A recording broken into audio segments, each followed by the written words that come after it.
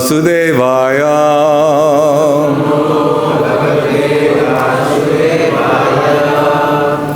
Om Namo Bhagavate Vasudevaya.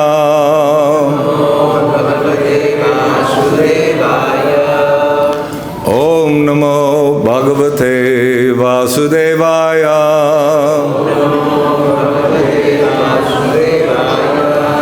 Narayanam namaskritya Narang chaiva narottamam Devim saraswatim vyasam Tojaya mudurayet Nasta preshu abhadreshu Nityang bhagavata sevaya Bhagavat uttama shloke Bhaktir bhavati naishtaki. So reading Srimad Bhagavatam, Canto 10, Chapter 33, the Rasa Dance, Text 28.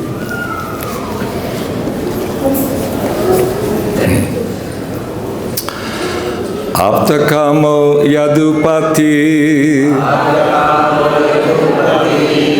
kṛtavān vai jugupsitam kim-abhiprāya etan śaṁśayam chindhi su-vrata.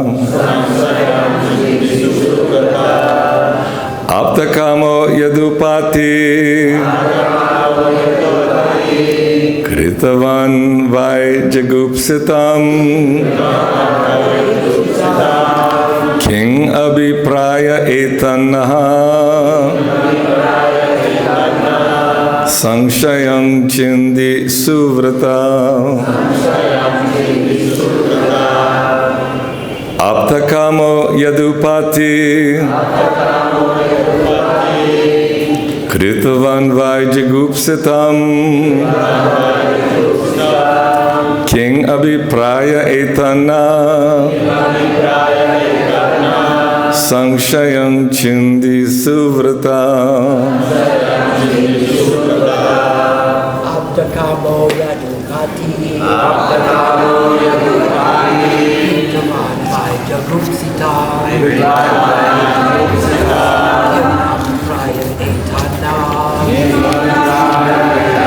kim-abhiprāya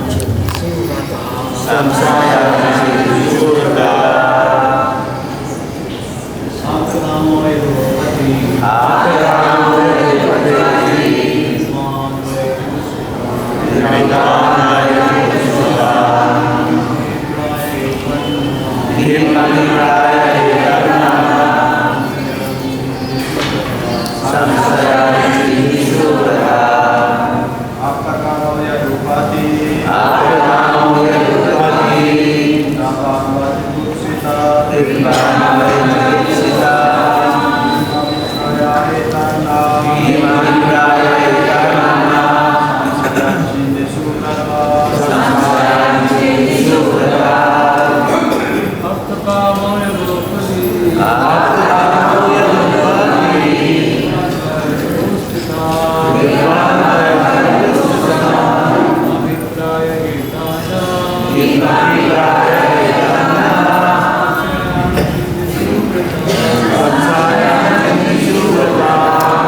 Mataji's.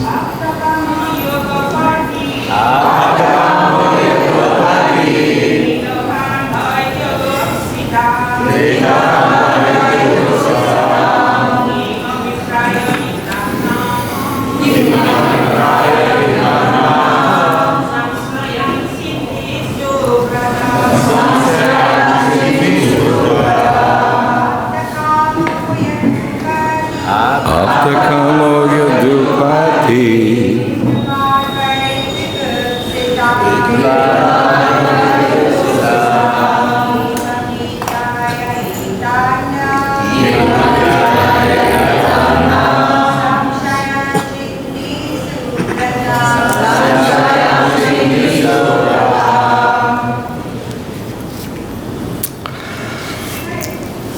āpta-kāmo, self-satisfied. Yadu-patiḥ, the master of the Yadu dynasty. Kṛtavān, has performed. Vai, certainly. Jugupsitam, that which is contemptible. Kim-abhiprāya, with what intent? Etat, this. Na, our. śaṁśayam, doubt. Chindhi, please cut. Su-vrata, O faithful upholder of vows. Translation and purport by the followers of His Divine Grace A.C. Bhaktivedanta Swami Srila Prabhupada Ki. O faithful upholder of vows, please destroy our doubt by explaining to us what purpose the self-satisfied Lord of the Yadus had in mind when He behaved so contemptibly. Please repeat. O faithful upholder of vows, please destroy our doubt by explaining to us what purpose the self-satisfied Lord of the Yadus had in mind when He behaved so contemptibly. Purport. It is clear to the enlightened that these doubts will arise in the minds and hearts of persons unfamiliar with the transcendental pastimes of the Lord. Therefore, since time immemorial, great sages and enlightened kings like Parīkṣit Mahārāja have openly raised these questions to provide the authoritative answer for all posterity.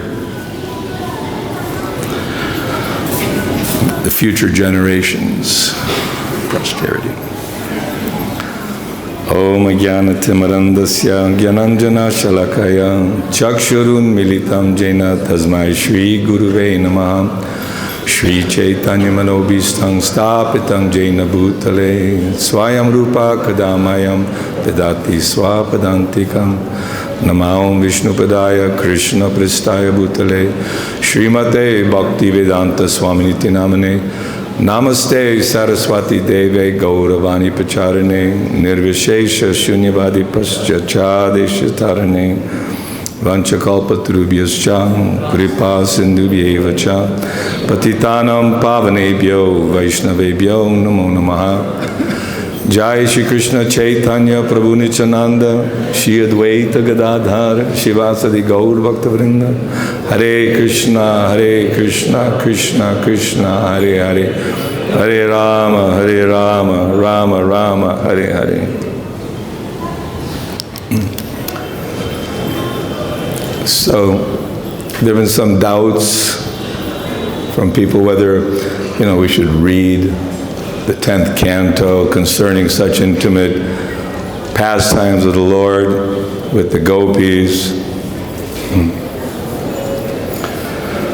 But obviously the Srimad Bhagavatam, the incarnation of the Lord, is arranged by the Lord for our ultimate purification, because we'll hear it coming up soon, but I just noticed this last verse.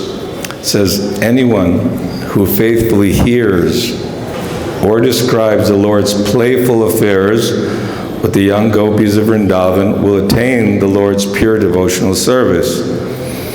Thus he will quickly become sober and conquer lust, the disease of the heart.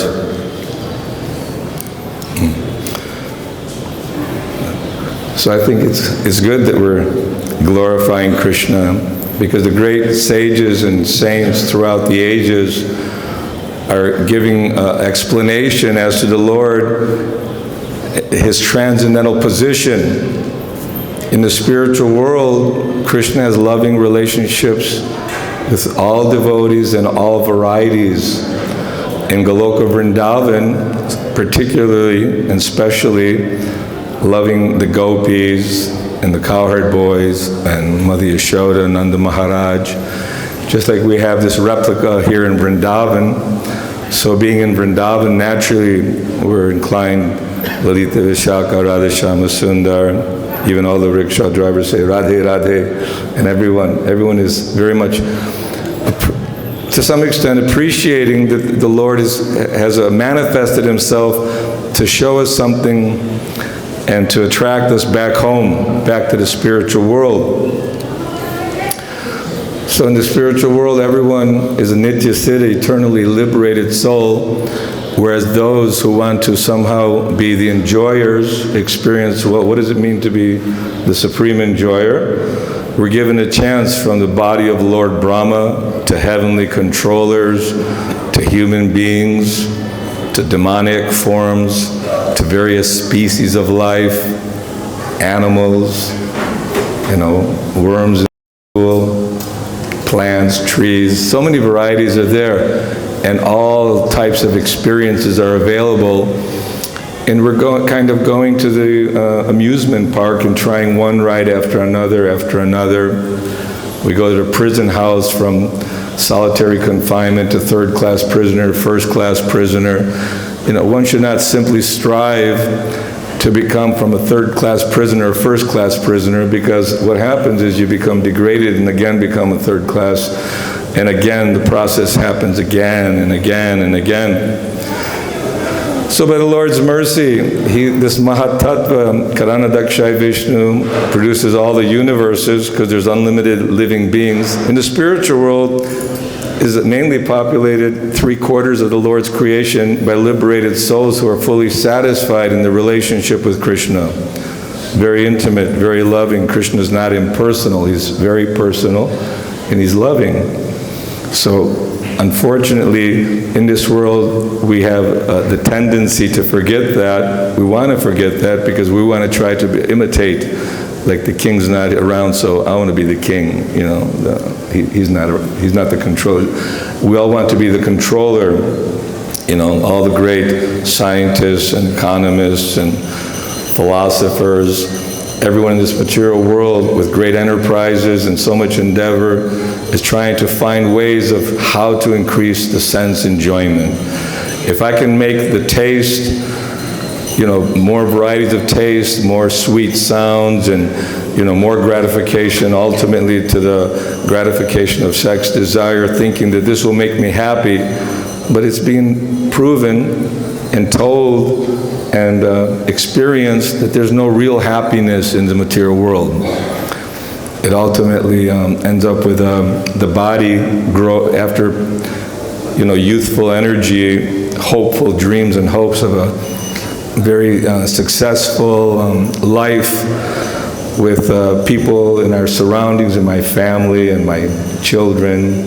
I saw yesterday there was another shooter killed 3 little children in a school, and people just have no idea that material world is dukkhaliyam ashashvatam, full of misery, a temporary place.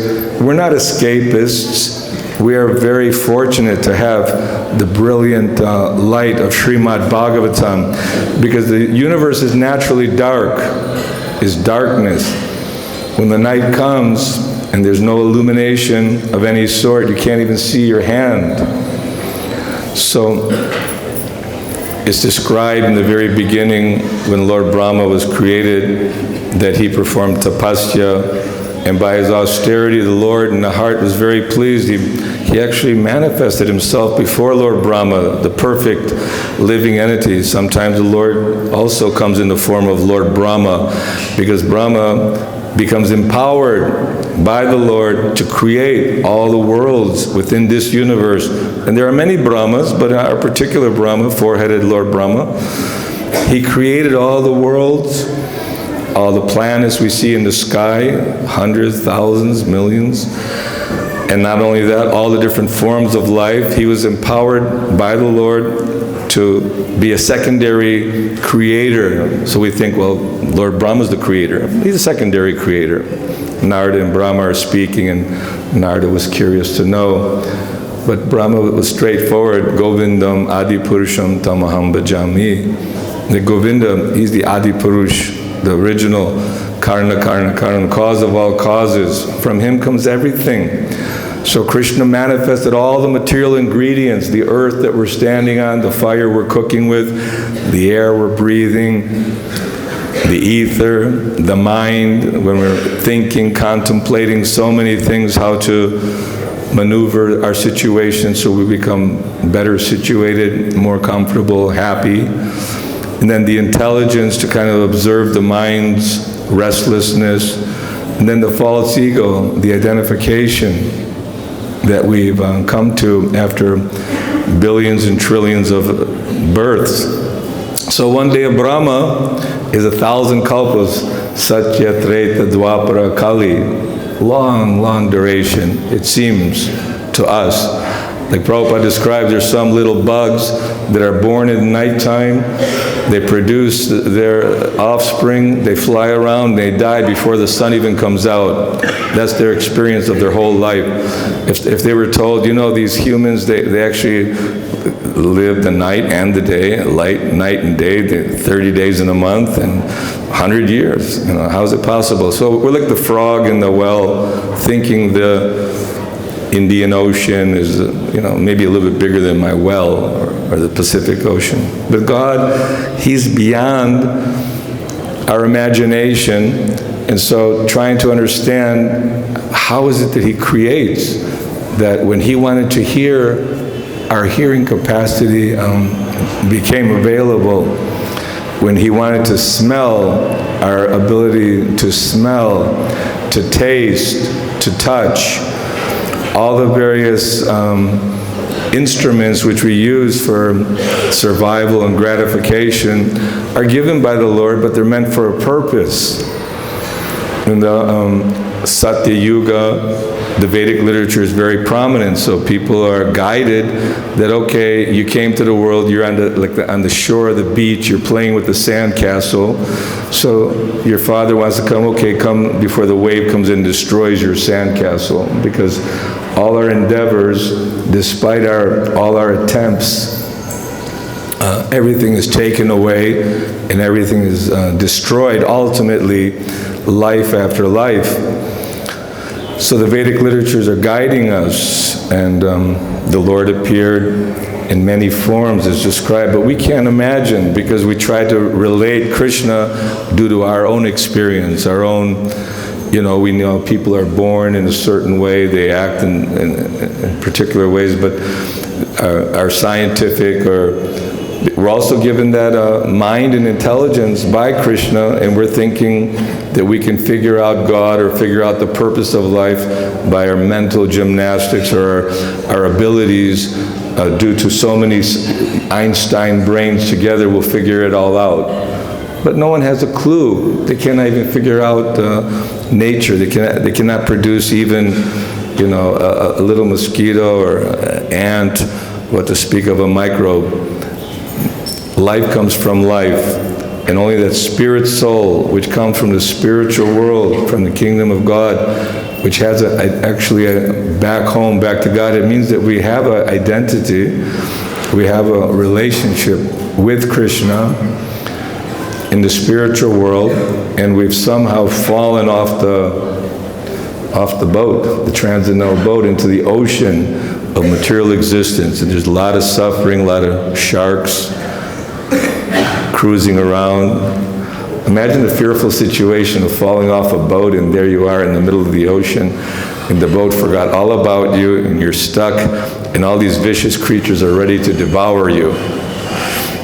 So we're thinking that, no, this is good, this is happy. It's a reflection of the spiritual world. So yes, the sunshine is very pleasing. Until the sun was made, there was no existence. Then the material world starts functioning, so you can see, and the light, the heat, all the different aspects of life. If one is a little bit contemplative and intelligent, he can understand that I'm not independent, I'm not the controller. I'm forced to grow old, I'm forced to get diseased, and I'm forced to die.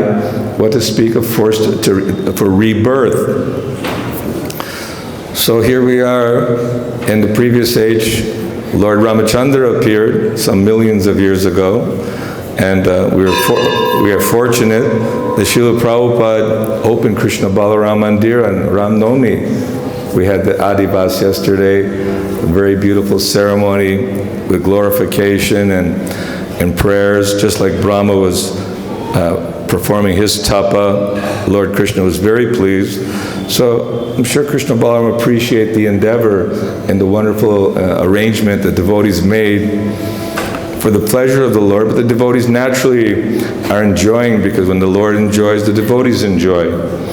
So Lord Ramachandra appeared as a human being, and avajananti mang mudha manushing tanu mashratang param bhavam ajananto mama bhuta maheshwaram. Those who are fools and rascals, who have no intelligence, they cannot understand that the Lord exists because He's created everything. It's not that it's simply a mindless void. The whole universe is a lifeless bunch of planets just floating around. Only on Earth we have life in the land, life in the sea, life everywhere, but every place else is a desolate desert, and it has no meaning or purpose behind it. This is basically escape. So those who want to get free of the suffering of the repeated birth and death, they come to the platform of Brahman understanding. They understand the sun or the effulgence. Everything comes from Brahman. Everything is maintained by Brahman, and everything goes back to Brahman at the end. But that's not the ultimate. That's not the end. Although there's some happiness, great happiness, greater than material happiness. And then one may go further to understand the super soul, the Lord in the heart, that someone is maintaining my life, someone's giving me the intelligence, someone's giving me the ability to move my hands and fingers and legs and make decisions one way or the other. And Arjuna was given a great philosophical discussion with Lord Krishna, and ultimately Krishna said, now you decide what you want to do. So that independence is never taken away, but the guidance and the logic and reason behind, there must be something more than simply working hard all day and simply identifying, trying to satisfy not only myself, but also all my relatives and countrymen and family members. This naturally happens, and the natural affection is there. But the ultimate purpose of the human form of life in particular is that we can awaken our God consciousness. And so Krishna performed wonderful activities as Lord Ramachandra, and again, there are many speculators and so-called authors of books who want to put forward their own ideas that Ram was just basically a very powerful man, and Krishna also, he's overly glorified. Maybe he had a lot of wives and lifted up a little hill or something, but they want to somehow make it seem fictitious or something very made up in the factory of this escapist, the spiritualist minds. But this knowledge of Bhagavatam is just so exacting and so detailed and so descriptive, and with proper guidance, by approaching the spiritual master, tadvedi pranipatena pariprashnena sevaya, upadekshanti te jnanam, jnanas tattvadarshana. Because Prabhupada, he's special. He was sent. Srila Bhaktisiddhanta is special. Bhaktivinoda Thakur, the pure devotees are special beings. I was reading Lilamrita how Kirtananda, Chutananda, different devotees went with Prabhupada when he was ill. He came back in 1967, I believe, needed to recover because his health was not good. And devotees were thinking, Prabhupada, how is it a pure devotee gets sick? So try to understand that he's not attacked by Maya, but he said Maya could see that in a very short time he's making so much progress, so Maya naturally attacks. But Krishna protected, Krishna saved. And devotees were thinking, oh, when they come to Vrindavan, so many spiritual personalities are there. But they said, none of them were like Srila Prabhupada. He was unique and very special. So just imagine, we're fortunate enough to take birth at a time that we can have Prabhupada's association in the form of Prabhupada's servants. We're hearing so many pastimes, Prabhupada's books, because if you don't have the good fortune of staying in the family of Krishna consciousness, the curious mind will naturally bring us to, well, let me see what the Goswamis have to say. Let me see what the great acharyas have to say. I think I can achieve perfection in Radhakund. I can just go there and dip in the water daily and I'll achieve a perfection. But without the careful guidance, Prabhupada holding our hand and giving us the proper guidance, then it's generally understood that one who doesn't take shelter of a pure devotee, he'll have simply bad association and bad advice from his uncontrolled mind and senses, what to speak of those who are also with uncontrolled mind and senses. Like now society and democracy, all the ordinary citizens who know nothing about what it means to run a kingdom or leadership or transcendental qualities, they elect whatever choices they have. I think this guy can do something good for us. So it's the blind leading the blind. People are bewildered. So Lord Ramchandra, he set a wonderful example, and he's, after millions of years, he's still, Ramayana is so famous, and Ram Leela, we're going to see tomorrow a beautiful Ram Leela in our Krishna hall. And this is to attract us to the Lord and his activities. So here we are.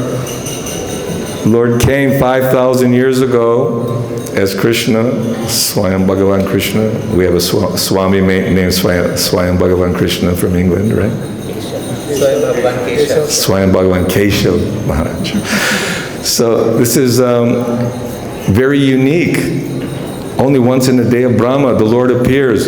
And from the very beginning of his appearance, and these are just not mythology or some made-up stories just because we have nothing to do in our spare time. Let's make up some phenomenal stories about the Lord.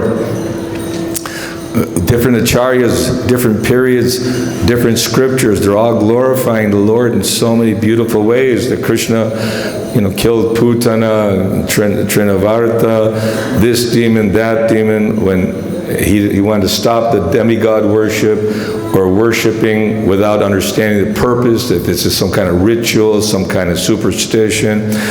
He wanted that Nanda Maharaj and the cowherd boys, or the cowherd men, perform the proper worship of the cows and Govardhan Hill, which is providing all the necessities. And lifting Govardhan Hill out of love to protect all the devotees, and in one sense had 7 days of very intimate relationship. If you see the picture of Krishna, he's there looking at the gopis with his eyes and feeling a little embarrassed because Balaram is seeing him looking at the gopis, so the Govardhan Hill starts shaking because of his inability to kind of conceal his love.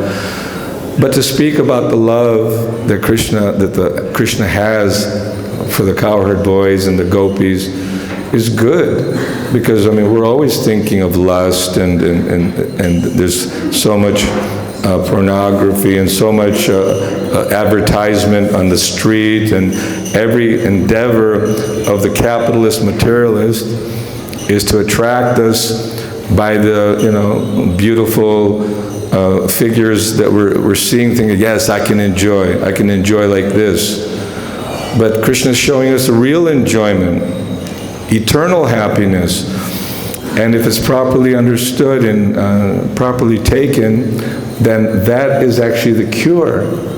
That when we're feeling that actually this parang drishtva nivartate, this higher taste, can be awakened by following the order of the spiritual master. But somehow the rascal mind, due to many, many lifetimes of attempted sense gratification, even this lifetime, we're always thinking, don't be so fanatical, don't be so, too many rules and regulations. Swamiji's too conservative. Prabhupada didn't like it. He said, I'm not conservative. I'm very, feasting, chanting, dancing. We're at festival every day. In Vrindavan, we're experiencing a festival daily. But still, we fail to recognize we're a servant of the mind and senses. We're serving the tongue. Ah, look at that cheesecake, incredible. Gotta have that cheesecake. You know? The eyes, is that you get in trouble, you know. You're looking at all the different beautiful forms. The Lord's making, everything is beautiful. It's a reflection of the spiritual world. So it says that you can imagine the most beautiful woman, but the heavenly women are so much more beautiful. And the goddesses of fortune, the spiritual kingdom, are billions of times more beautiful. So yes, Krishna is beautiful, the gopis are beautiful, and the relationship is very beautiful. And by having this association with the devotees and hearing Nityang Bhagavata Sevaya daily, we have to hear because we have a tendency to forget, because we're long-time servants of the mind, long-time servants of the senses. They're not grateful. They're not going to stop saying, okay, stop gratifying me and go chant Hare Krishna. But the real senses are covered by the mundane senses.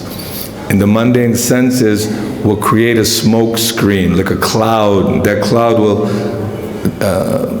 kind of block our vision of the bright sunshine of Krishna's beauty, light. And our consciousness and our mind is clouded by this and desire to enjoy in this material world.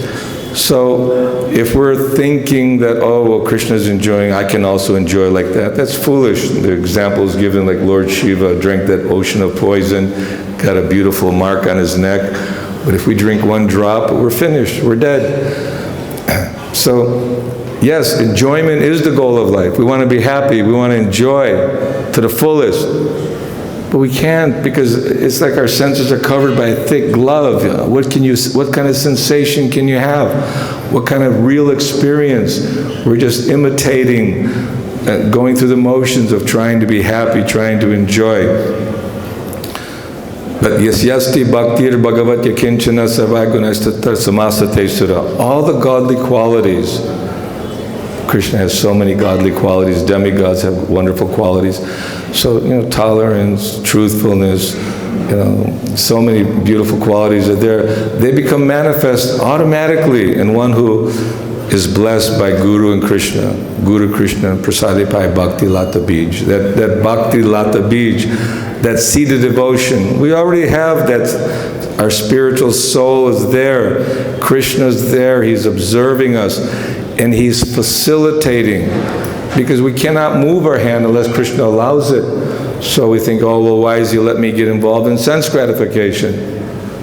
Because this is what we want. Krishna is not going to interfere with our independence. You know, you want to be a demigod, you worship the demigods. You want to have a beautiful wife, you worship Uma. You know, you want to have wealth, Kuvera, so many. And so everyone is on different levels in their journey in this lifetime. And we've had so many lifetimes.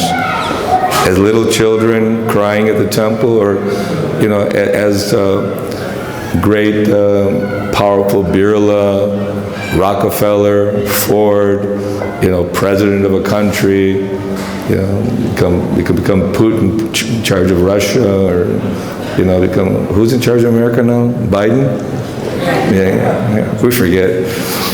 You know, we have some really incredible personalities, Kali Yuga products, and that's all we have. We have nothing in this material world. It's a place of suffering. Abrahma Bhuvanaloka Punaravartano Arjuna. From the highest planet down to the lowest, in any universe, doesn't matter, in any form of life, everyone has to die. So why we should waste our time racing here and there? You see in the early morning, people are on the highways and beeping their horn, and especially in India, they just keep the horn on the whole way. I'm coming, make way, I'm coming through, you know, plow through. I got very important things to do. Everyone's so busy for sense gratification.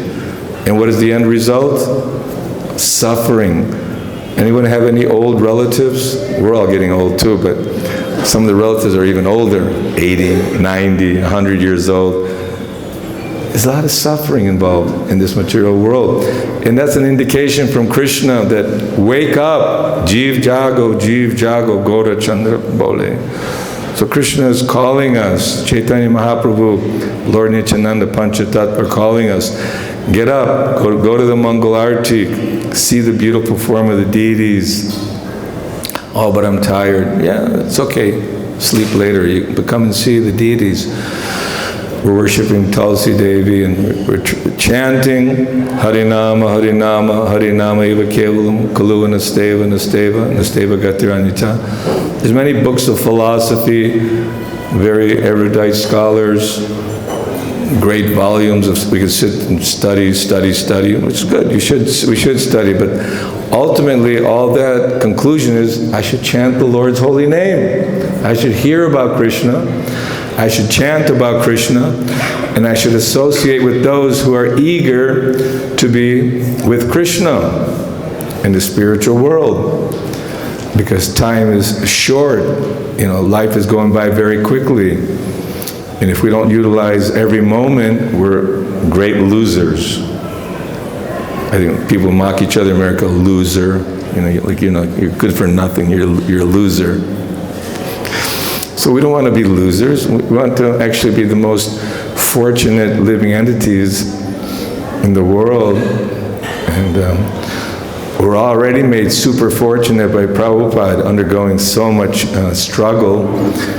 As I was saying yesterday, I spoke for a few minutes how when Prabhupada first came back to India in '67, he thought, well, we'll start an American house where devotees can come and learn at the Bon Mars College, Sanskrit, and he wanted to train some of his young disciples as to what is Vedic culture, and that was difficult. It'll take some time. But now you see what's manifested by Prabhupada's desire to serve Srila Bhaktisiddhanta Saraswati. And Prabhupada wasn't hesitant when in 1970 Nectar of Devotion came. If you read the Nectar of Devotion, so much intimacy is there. So much of the gopis' feelings and chastising Krishna and loving affairs are described in detail. And Krishna book also, who are we? 1 year, 2 year, 5 years, even 50 years, we're still like little babies. We're dependent upon our Father to give us the proper nourishment.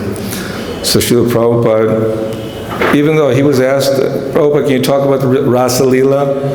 And Srila Prabhupada was a little silent. He said, we generally don't discuss these things. And he explained his very intimate, loving affairs with Krishna. But then he went ahead and gave a little bit of an insight. And it's not like some, wow, that was in a spiritual way. When the spiritual master gives a description of Krishna and his intimate relationship with his loving parts and parcels, which he created. I mean, Krishna created everything, right? So Krishna wants to enjoy, so he creates Radharani, Balaram, cowherd boys, living entities. There's different categories, different degrees, and we can't understand Krishna's creation or even purpose. It says, Janma karma chame devyam evan yoviti tatvata. One who understands Krishna's appearance and the nature of his activities, how he interacts in this world. But he does so, but he's not bound by the so-called rules and regulations. Well, you think if God can do it, I can do it too. No, there are certain rules and regulations which govern the conditioned living entities, and they are being governed by the Vedic directions, and the Vedas are meant to extract us, bring us out of this illusion that we're the enjoyers, bring us out of this illusion that there's any kind of a permanent existence in a temporary bodily engagement. And so Krishna performs incredible pastimes, wonderful pastimes, which are very, very attractive. And one who's properly hearing them in the proper way will be enlivened, and he'll awaken his love for God. So we should be careful not to jump ahead of the spiritual master's orders and thinking that, it's said in Nectar of Instruction, if I just go, that the Vrindavan is, Mathura is great, Vrindavan is better, Govardhan Hill is better, and Radhakund's the best. So I'm not putting down Radhakund's wonderful. We should go there, we should bathe, we should worship, and we should appreciate. And there are many great saintly personalities. But this Sankirtan mission is reflective of Chaitanya Mahaprabhu's desire and Lord Krishna's desire that we spread this message of Krishna consciousness for all the conditioned souls. So book distribution, this is the perspective that preaching is the essence. This is the purpose of our society, that we need to let the fallen, suffering, lost, conditioned souls understand that there's a path out of this maze, this what is that, banyan tree with all the roots are going every which direction. Once you're lost in the dark wilderness and you have no light, no guidance, you're pretty much finished. So Prabhupada's giving us the light, giving us the guidance, and he exhibited by his personal behavior with so much endeavor and love for Srila Bhaktisiddhanta Saraswati, and with the mission of Chaitanya Mahaprabhu, Jari Dakotare Koho Krishna Upadesh, Amara Gai Guru Hoy Tare Desh, just broadcast to everyone the teachings of Bhagavad Gita, Srimad Bhagavatam. This is the Lord's incarnation, Srimad Bhagavatam, and it's relishable and becomes more relishable the more you read. But not only just read and then do nothing, so preaching is the essence, books are the basis, because these were produced, Srila Prabhupada produced this Srimad Bhagavatam, and it started this whole International Society for Krishna Consciousness based on the Srimad Bhagavatam, the books. Purity is the force. So unless we're chanting, unless we're following the orders of Srila Prabhupada by enthusiastically, how do we, what is the price for this love of God? What is the price? Lolium, they say. Lolium means intense desire. So we have to turn up the pilot, the little flame. We have to get a little intense desire that to purify. When the fire is burning, everything is purified, or the sunshine is, even from a filthy place, it evaporates the filth and the purity is maintained. So this chanting of the Lord Krishna's holy names, the Mahamantra, and following the orders of Srila Prabhupada and hearing, we have a lot of difficulties with the mind and senses, but the regular hearing and chanting and the association of devotees is the best medicine and the best formula for awakening our love for Krishna. Although we may not have a taste for it, and we may be thinking, well, maybe there's some place better we could be, or someplace more exciting. Maybe I'll go here, I'll go there. But you're in Vrindavan Dham, and it's sitting in front of Srila Prabhupada and Gaura-Nitai, Krishna Balaram, Lita Vishaka, Radhashyama Sundar. And then, what is the last one? Utility is the principle. So, preaching is the essence. Books are the basis. That's your foundation. Purity is the force. Without the purity, then people will not, it's difficult to carry on daily. And the utility is the principle. It means we have to apply our intelligence, how to organize the preaching, namahata, the book distribution, the chanting parties, the festivals, the prasadam, the billions of people that are coming through, how to somehow, we're having difficulty with the crowd control, this and that. So utility is the principle, yes, we have to do something. Well, that's not so spiritual, just meetings and discussing these things, is it? Prabhupada did everything. He was, every penny, every paisa, he wanted to know how it's being spent.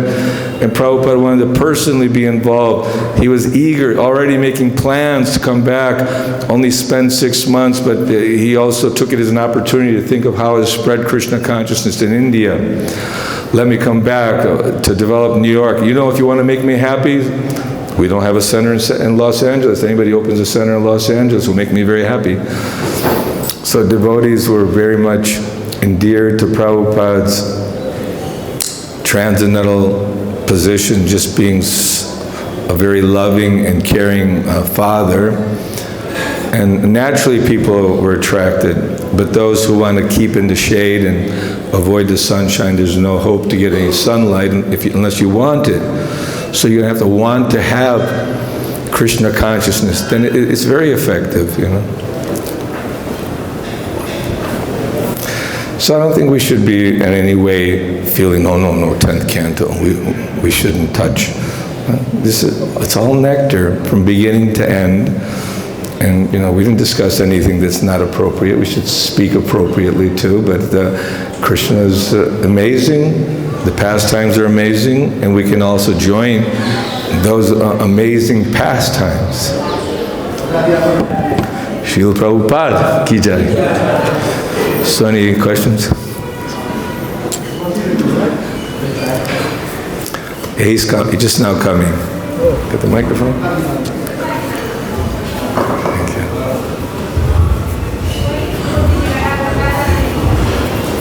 I'm glad you mentioned that we don't live in Radhakund all the time, because even though I was initiated 52 years ago today, I still don't feel qualified. Jai, 52 years ago.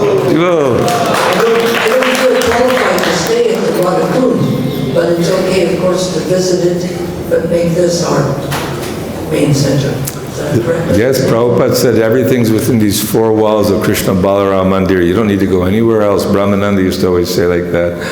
So, yes, it's all, because the service and the guru and the deities and the kirtan and prasad, everything's here.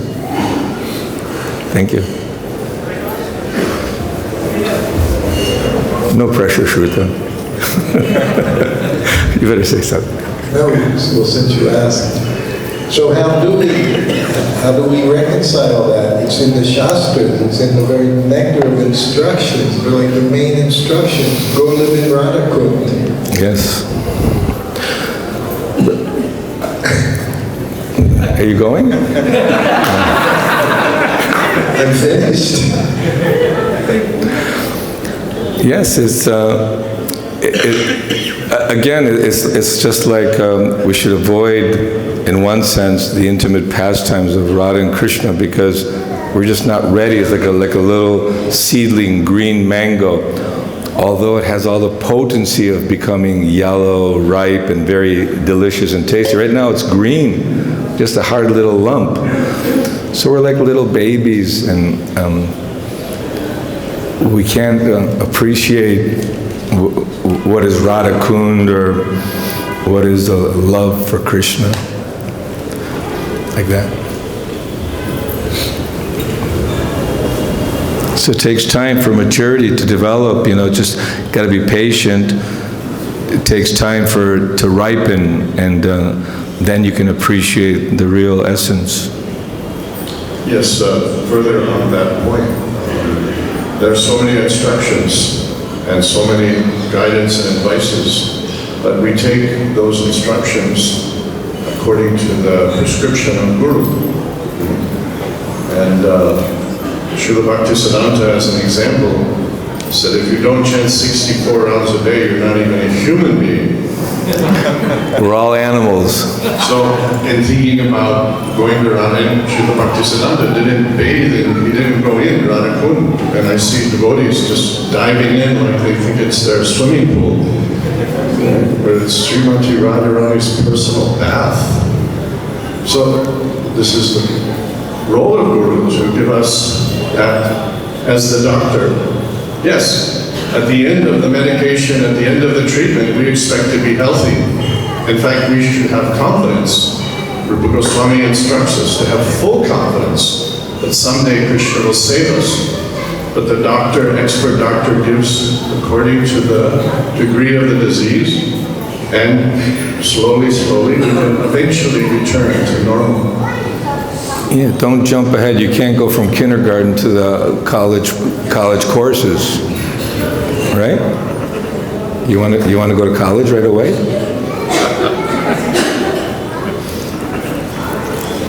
Somebody else? Martha?